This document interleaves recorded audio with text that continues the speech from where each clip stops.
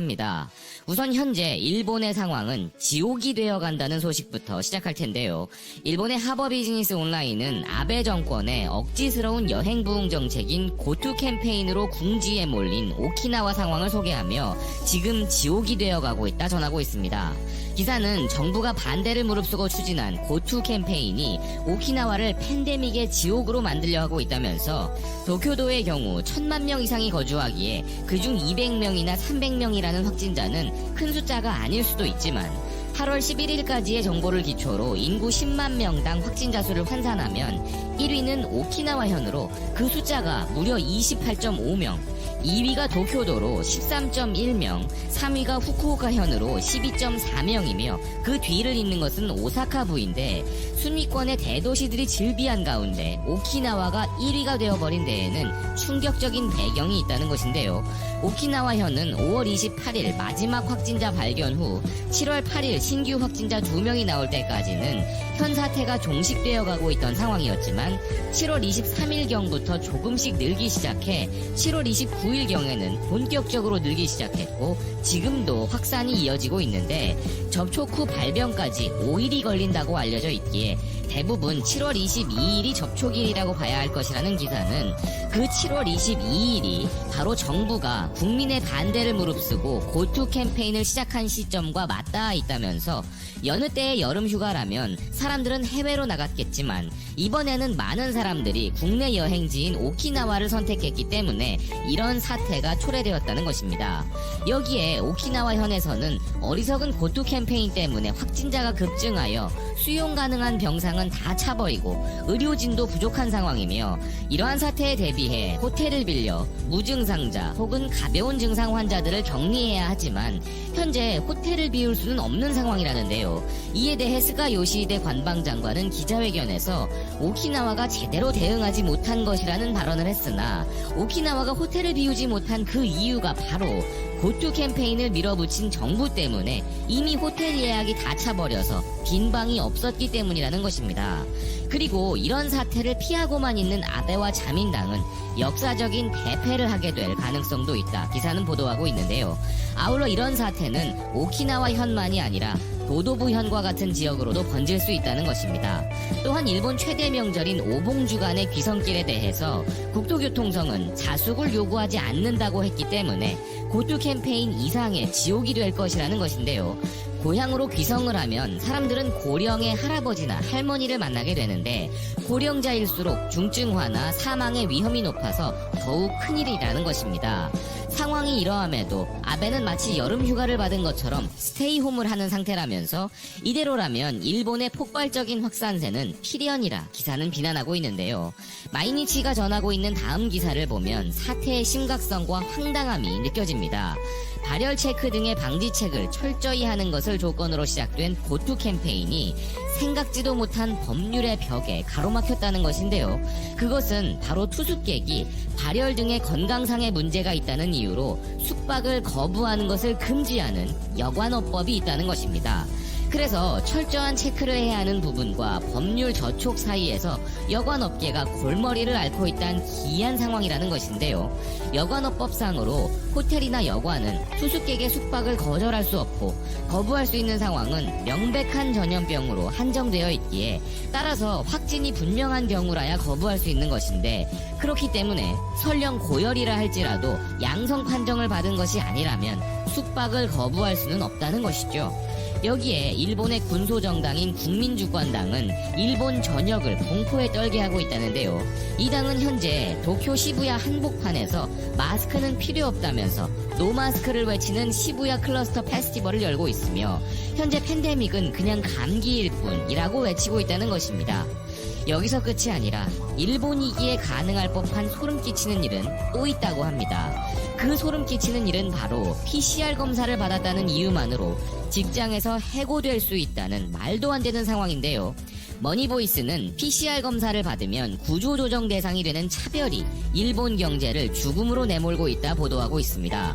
기사는 전부터 일본에서는 팬데믹 자체보다는 속수무책인 아베 정권 하에서라면 경제적으로 먼저 피살되는 것이 아닐까 하는 위기감이 있었는데 이제는 거기에 더해 이 나라에 사는 사람들의 삐뚤어진 발상과 폭거에 의한 차별로 목숨을 빼앗길 수 있는 상황에까지 이르러버렸다 보도하고 있습니다. 현재 아베 정권은 강요들 사이에서 고투 캠페인은 좋지만 오봉주간의 귀성길은 안 된다고 했다가 또다시 상관없다고 했다가 하는 등 일관성이 없는 거의 이해 불가능한 발언이 난무하고 있으며 국민들 사이에서는 불안감에 기인한 팬데믹 차별이 표면화되고 있다는 것입니다. 대도시에서는 확진에 대해 아랑곳하지 않고 제멋대로 하는 무리들이 존재하는 가운데 지방에서는 반대로 과도한 불안감으로 외부인을 배제하는 움직임이 나오고 있으며 이는 과거 에도 막부 시대부터 존재했던 특유의 따돌림 왕따 문화가 다시 그 모습을 드러내고 있다는 것입니다. 외부 차량에 번호판을 달고 있는 차량을 공격하는 등의 감염 여부에 전혀 관계없이 외부인이라는 이유로 철저히 배제했던 중세마을 사회의 상황이 현재 또다시 재현되고 있다는 것인데요. 그리고 또 하나의 참상 중 하나는 검사를 받겠다는 말을 한 것만으로도 일자리를 잃을 수 있다는 것입니다. PCR 검사를 점점 더 많은 사람이 이용할 수 있게 되자 이것이 또 문제가 되고 있는데 검사를 받는다는 이야기를 회사나 거래처에 말하면 그 사실만으로 출입금지가 되거나 일을 할 수 없게 되는 사람이 늘고 있고 특히 파견직이나 프리랜서들에게는 검사를 받는 것만으로 엄청난 불이익이 시작된다는 것입니다. 그리하여 확진 판정을 받아 격리된 사람들 중에서는 벌써 의료기관이나 임대 호텔에서 탈주하여 행방불명이 되는 무리가 속출하고 있고 기업의 직원이 확진된 것을 회사에 보고하면 확진 사실을 숨기라고 명령받는 것이 다반사라는 것입니다. 끝으로 기사는 이 상태로 가을을 맞이하면 일본 경제는 대책 없는 정부와 확산될 팬데믹에 더해 일그러진 국민 감정에 유례없는 시너지 효과까지 겹쳐 엄청난 괴멸 상태가 될 것 같아 공포스럽다 전하고 있습니다. 기사를 여러분들께 전하면서도 이것이 G7의 아시아 대표 선진국이라 자부하는 일본에서 벌어지는 일이 정말 맞는 것인지 믿기지가 않는 상황인데요. 아소다로 부총리가 말한 일본의 차원이 다르다는 높은 민도라는 것이 이런 부분을 말한 것인가 싶기도 한 상황입니다. 이 국가와 우리는 75년째 8월 15일을 전혀 다른 상반된 입장으로 맞이하게 됩니다. 미국의 워싱턴 포스트도 이에 대해 75년이 지난 지금도 한국과 일본은 아직 전쟁과 식민 역사의 완벽한 조화를 이루지 못하고 있다 조명하고 있는데요. 일본에서도 이와 관련하여 우리가 주목할 만한 칼럼이 하나 있었습니다. 이 칼럼에는 세계적 학자가 던지는 일본에 대한 충고가 담겨 있는데요.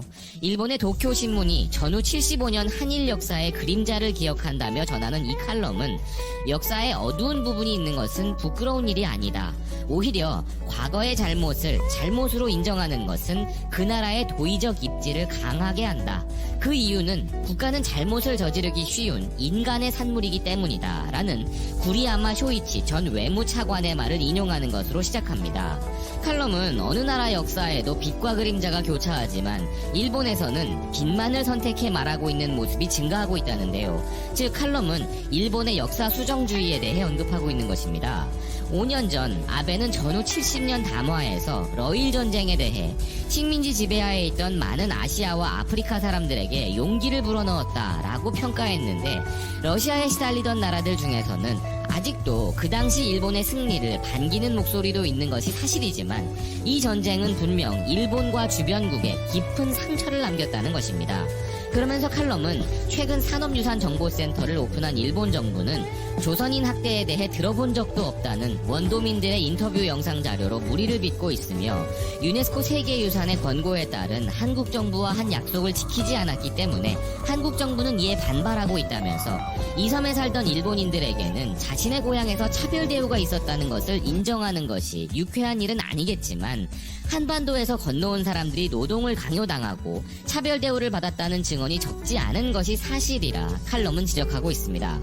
아울러 현재 문제가 되고 있는 한국의 대법원 판결로 한일 관계가 꼬인 것도 마찬가지라면서 일본이 법과 협정을 이유로 뿌리치기 전에 당시의 고통에 공감하는 자세를 보였더라면 상황은 달라졌을지도 모른다면서 한국이 과한 반응을 보이는 측면도 있지만 과거의 경위를 따져보면 일본이 먼저 역사에 겸허해질 필요가 있다는 것이라 필자는 이야기하는데요.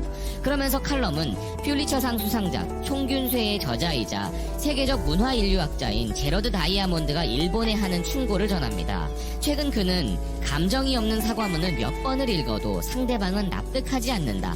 한국이나 중국이 일본을 믿고 두려워하지 않도록 끊임없이 대화해야 한다라고 말했다는데요.